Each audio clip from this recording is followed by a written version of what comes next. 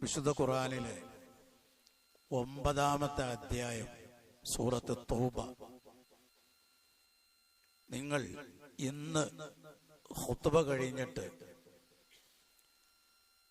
വിശുദ്ധ ഖുർആനിലെ സൂറത്ത് തൗബയിലെ 24-ാമത്തെ ആയത്ത്, അതിന്റെ ഒരു മലയാള പരിഭാഷ, അതിന്റെ അർത്ഥം മാത്രം ഒന്ന് നിങ്ങൾ വായിക്കണം. ആരുടെ പരിഭാഷ വായിച്ചാലും വേണ്ടില്ല, അതിന്റെ അർത്ഥം നിങ്ങളൊന്ന് വായിക്കണം. അതിൽ വ്യക്തമായി അല്ലാഹു സുബ്ഹാനഹു വ തആല പറയുന്ന നമ്മുടെ ഈമാനുമായി അഗാധമായി ബന്ധപ്പെട്ട് കിടക്കുന്ന ഒരു വിഷയമുണ്ട്. ആയത്തിൽ അല്ലാഹു സുബ്ഹാനഹു വ തആല 8 കാര്യങ്ങൾ എണ്ണി പറയുന്നു. നിങ്ങളുടെ പിതാക്കൾ, നിങ്ങളുടെ മക്കൾ, നിങ്ങളുടെ ഇണകൾ, നിങ്ങളുടെ കുടുംബം, നിങ്ങളുടെ സഹോദരങ്ങൾ, നിങ്ങൾ നഷ്ടം സംഭവിക്കുമോ എന്ന് നിങ്ങൾ ഭയപ്പെടുന്ന നിങ്ങളുടെ കച്ചവടം, നിങ്ങൾക്ക് പ്രിയങ്കരമായ നിങ്ങളുടെ വീട് എന്ന് തുടങ്ങിയ 8 കാര്യങ്ങൾ അല്ലാഹു സുബ്ഹാനഹു വ തആല എണ്ണിപ്പറഞ്ഞ ശേഷം വലിയൊരു ചോദ്യം നമ്മുടെ മുമ്പിൽ എടുത്തിടുന്നുണ്ട്. ഈ 8 കാര്യങ്ങളാണ് അള്ളാഹുവിനേക്കാൾ, അവന്റെ റസൂലിനേക്കാൾ, അള്ളാഹുവിന്റെ മാർഗത്തിലുള്ള ധർമ്മ സമരത്തെക്കാൾ നിങ്ങൾക്ക് പ്രിയങ്കരമെങ്കിൽ, അതാണ് നിങ്ങൾക്ക് ഇഷ്ടമെങ്കിൽ,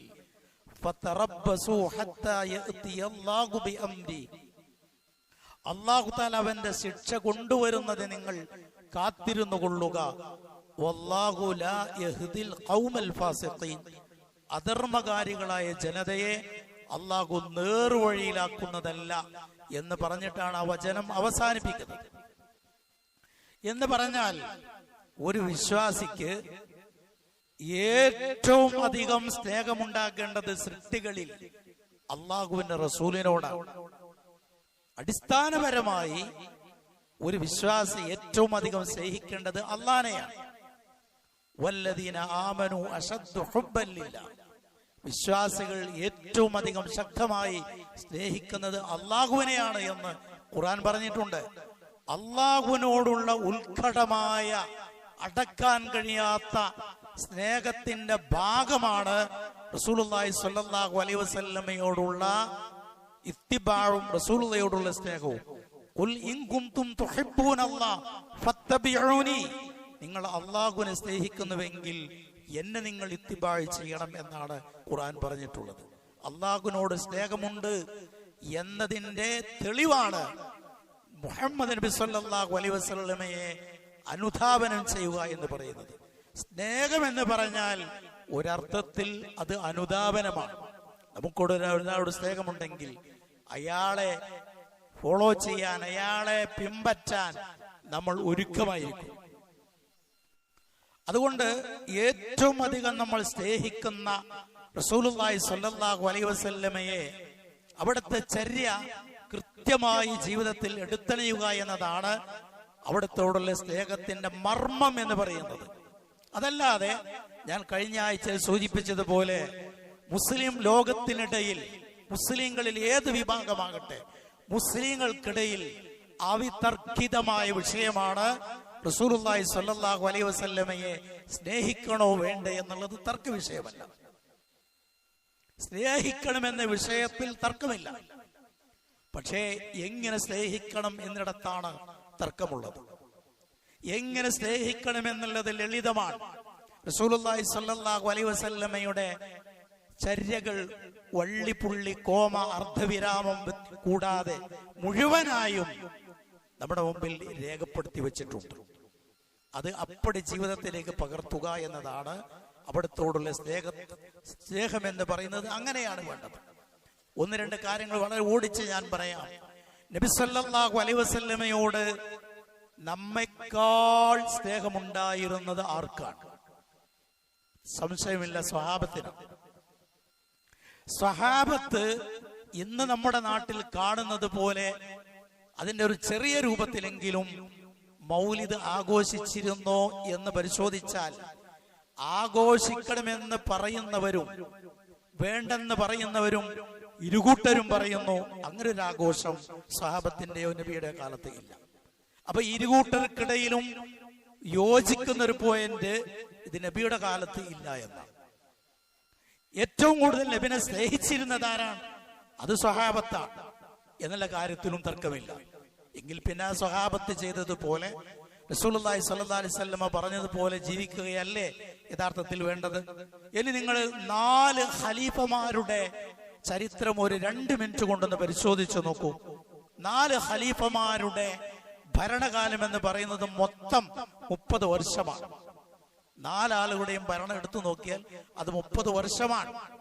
ഈ 30 വർഷക്കാലം ഭരണം നടത്തിയ ഭരണ സ്വാധീനമുള്ള പിൽക്കാലത്തൊക്കെ പൊതുഖജനാവിൽ യഥേഷ്ടം സാമ്പത്തികമായ ശേഷിയൊക്കെ ഉണ്ടായിട്ട് പോലും റബീഉൽ അവ്വലിൽ നബി ജനിച്ചതിന്റെ പേരിൽ ഒരു കാരക്കച്ചീള് സ്വതക്ക ചെയ്ത് അതുമായി ബന്ധപ്പെട്ട് ഒരു ചാരക്കയെ 2ആയി പകുത്ത് ഒന്ന് നബിദിനത്തിന് കടക്കട്ടെ എന്ന് പറഞ്ഞിട്ടുള്ള ഒരു ചരിത്രം കാണുക സാധ്യമല്ല. ഇതൊരു അവകാശവാദമല്ല, അതൊരു പച്ചയായ യാഥാർത്ഥ്യമാണ്. അങ്ങനെ ഒന്നില്ല. 4 ഖലീഫമാരെ നിങ്ങൾ പരിശോധിക്കുക. അബൂബക്കർ റളിയല്ലാഹു തആല അൻഹു റസൂൽ സല്ലല്ലാഹു അലൈഹി വസല്ലമ കഴിഞ്ഞാൽ ഈ ഉമ്മത്തിൽ അതിശ്രേഷ്ഠനാണ്. അബൂബക്കർ റളിയല്ലാഹു തആല അൻഹുവിന് നബി സല്ലല്ലാഹു അലൈഹി വസല്ലമയുടെ അങ്ങേയറ്റത്തെ ബന്ധമുണ്ട്, കുടുംബ ബന്ധവുമുണ്ട്. നബിയുടെ ഭാര്യ പിതാവാണ് അദ്ദേഹം. ആയിഷ റളിയല്ലാഹു അൻഹയുടെ വാപ്പയാണ്, പിതാവാണ്. ആ നിലക്കും ബന്ധമുണ്ട്. 2ാമത്തെ ഭരണാധികാരി അബൂബക്കർ റളിയല്ലാഹു അൻഹു കഴിഞ്ഞാൽ ഉമർ റളിയല്ലാഹു അൻഹുവാണ്. അദ്ദേഹമാണ് അബൂബക്കർ റളിയല്ലാഹു അൻഹു കഴിഞ്ഞാൽ ഈ ദീനിൽ ഏറ്റവും ശ്രേഷ്ഠൻ. അദ്ദേഹം 10.5 വർഷക്കാലം ഭരണം നടത്തിയിട്ടുണ്ട്. 10.5 വർഷം ഭരണം നടത്തുമ്പോ എന്തായാലും ഒരു 10 റബീഉൽ അവ്വൽ വരുമല്ലോ.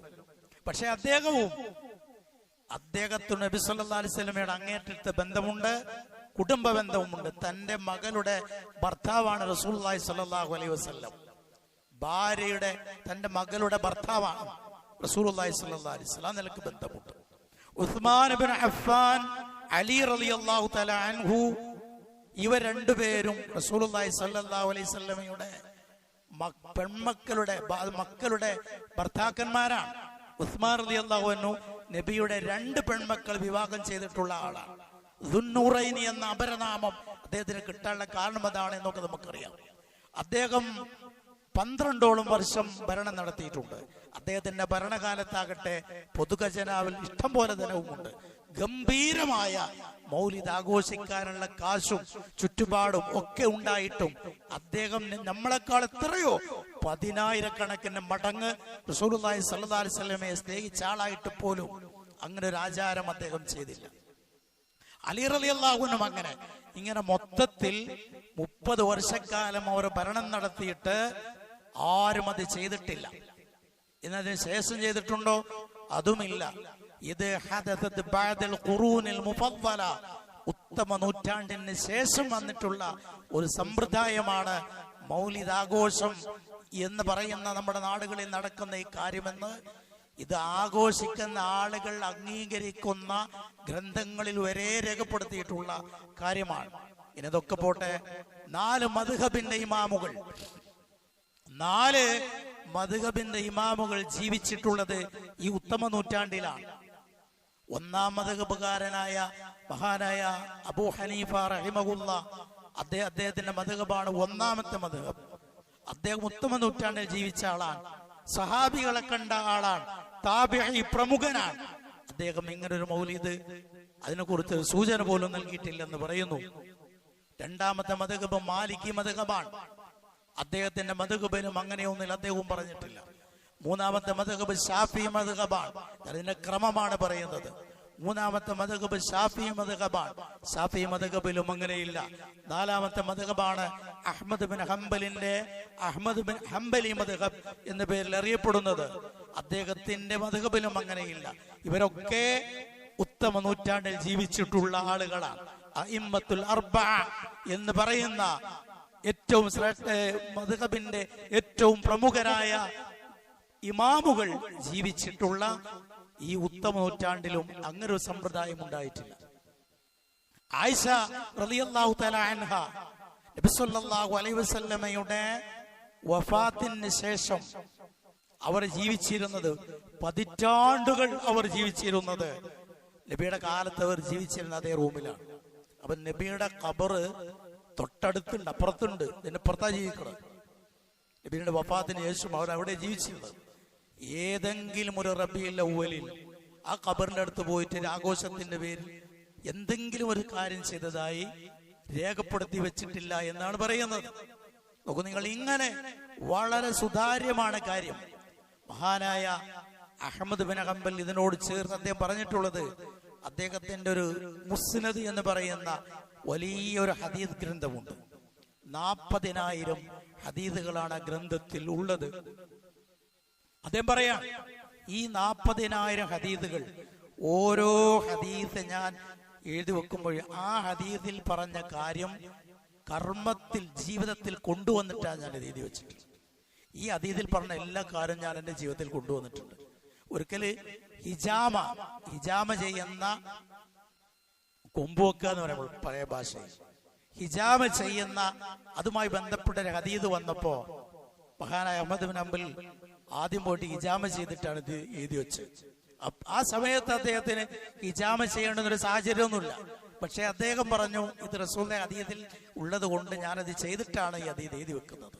ഇങ്ങനെ ഓരോ ഹദീസുകളും എഴുതി വെക്കുമ്പോ അത് അമലാക്കിയിട്ടാണ് അവർ ചെയ്തിരുന്നത്. ഇത് അഹ്മദ് ബിൻ ഹംബൽ റഹിമഹുല്ലയുടെ ജീവിതത്തിൽ ഒരൊറ്റപ്പെട്ട സംഭവമല്ല. 4 മദ്ഹബിന്റെ ഇമാമുകളും അങ്ങനെ തന്നെയാണ്. അവരൊക്കെ സുന്നത്തിനോട് എത്രയോ വലിയ പ്രതിബദ്ധതയുള്ള ആളുകളാണ്.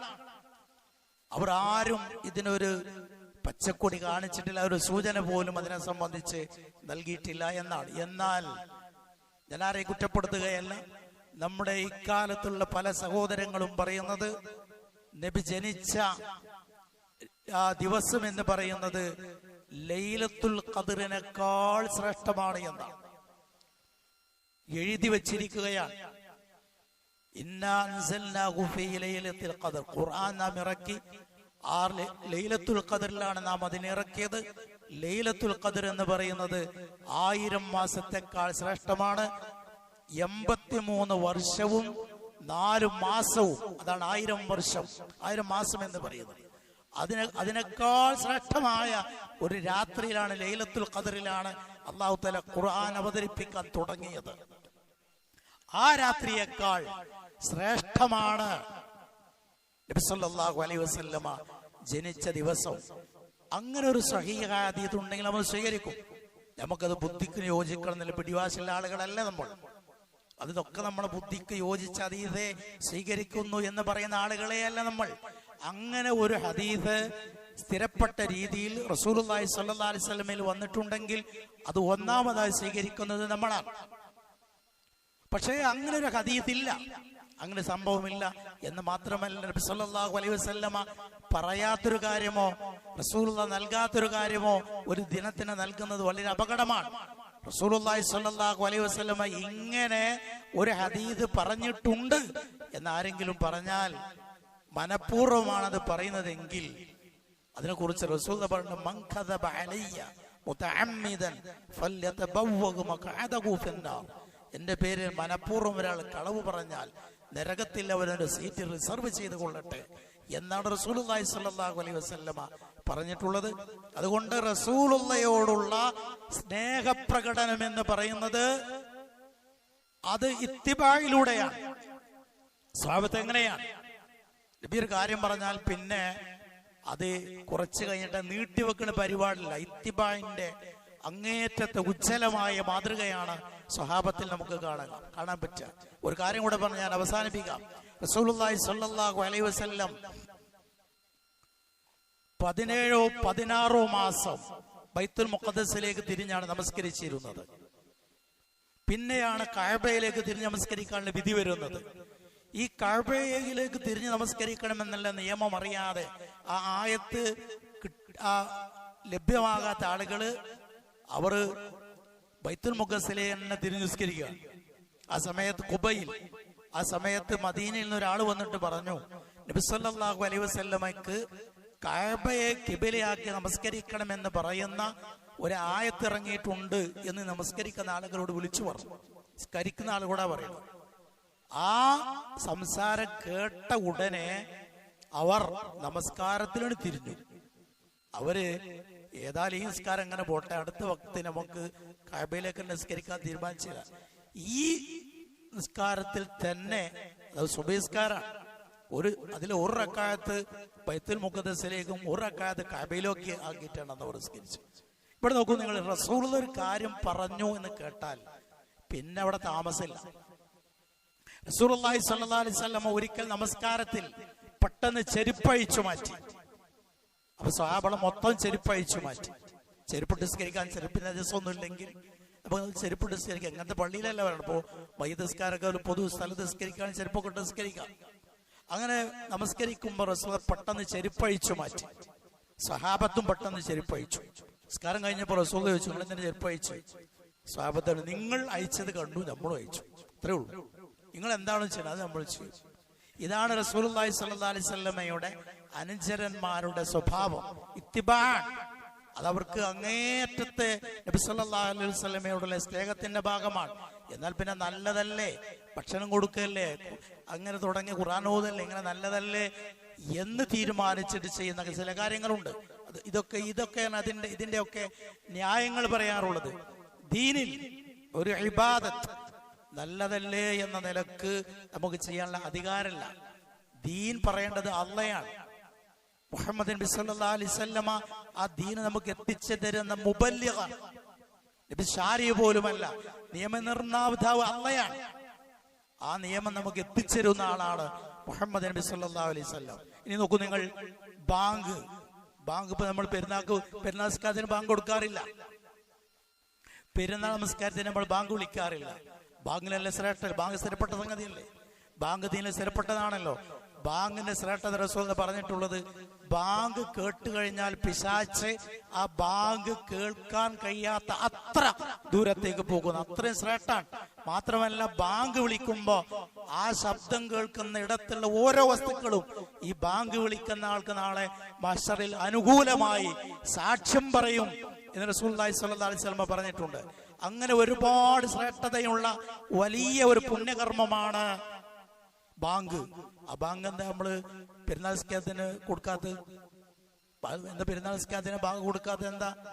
അതൊരു നല്ലതല്ലേ? ബാങ്ക് നല്ലതാണെന്ന് പറഞ്ഞിട്ട് എന്തുകൊണ്ട് ചെയ്യുന്നില്ല? അതിനൊറ്റ മറുപടിയേ ഉള്ളൂ, അത് റസൂലുള്ളാഹി സ്വല്ലല്ലാഹു അലൈഹി വസല്ലമ അങ്ങനെ ചെയ്ത് കാണിച്ചു തന്നിട്ടില്ല. ബാങ്ക് കൊടുക്കുന്നതിന് മുമ്പ് സ്വലാത്ത്, ബാങ്ക് കൊടുക്കുന്നതിന് മുമ്പ് ആളുകൾ സ്വലാത്ത് എല്ലാറുണ്ട്.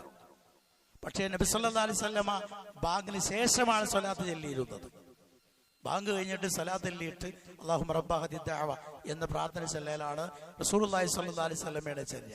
ഇങ്ങനെ ഓരോന്നും നമ്മൾ പരിശോധിച്ചാലും നബി സല്ലല്ലാഹു അലൈഹി വസല്ലമയുടെ ചര്യ വളരെ കൃത്യമായി നമ്മുടെ മുമ്പിലുണ്ട്.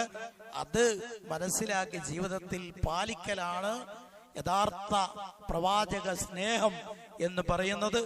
അത് പരിമിതമായ ഒരു ദിവസത്തിൽ ഒതുക്കേണ്ടുന്ന കാര്യവുമല്ല. അത് ഒരു വിശ്വാസിയുടെ ജീവിതത്തിൽ അവന്റെ ശ്വാസം നിലക്കുന്നതുവരെ അവന്റെ ജീവിതത്തിൽ ഉണ്ടാകേണ്ടതാണ് പ്രവാചക സ്നേഹം എന്ന് പറയുന്നത്. അതൊരു റബീഉൽ അവ്വലിൽ പരിമിതപ്പെടുത്തേണ്ടതല്ല. ഈ രീതിയിൽ ഏതായാലും അങ്ങനെ ഒരു സ്നേഹപ്രകടനം ഇല്ല എന്നുള്ളതാണ് വസ്തുത. കൂടുതൽ നിങ്ങൾ ആ കാര്യങ്ങളെ കുറിച്ച് അന്വേഷിച്ച് പഠിച്ച് യാഥാർത്ഥ്യമാണെന്ന് ബോധ്യപ്പെട്ട് കഴിഞ്ഞാൽ അത് സ്വീകരിക്കാൻ നമ്മൾ സന്നദ്ധരാകണം എന്നതാണ് എനിക്ക് വളരെ നസീഹത്തോടുകൂടെ നിങ്ങളെ ശ്രദ്ധയിൽപ്പെടുത്താനുള്ളത്. അല്ലാഹു സുബ്ഹാനഹു വ തആല പ്രമാണങ്ങളോട് പ്രതിബദ്ധത പുലർത്താൻ കഴിയുന്ന വിശ്വാസികളെ നമ്മെ ഇവരെയും ഉൾപ്പെടുത്തി അനുഗ്രഹിക്കുമാറാകട്ടെ.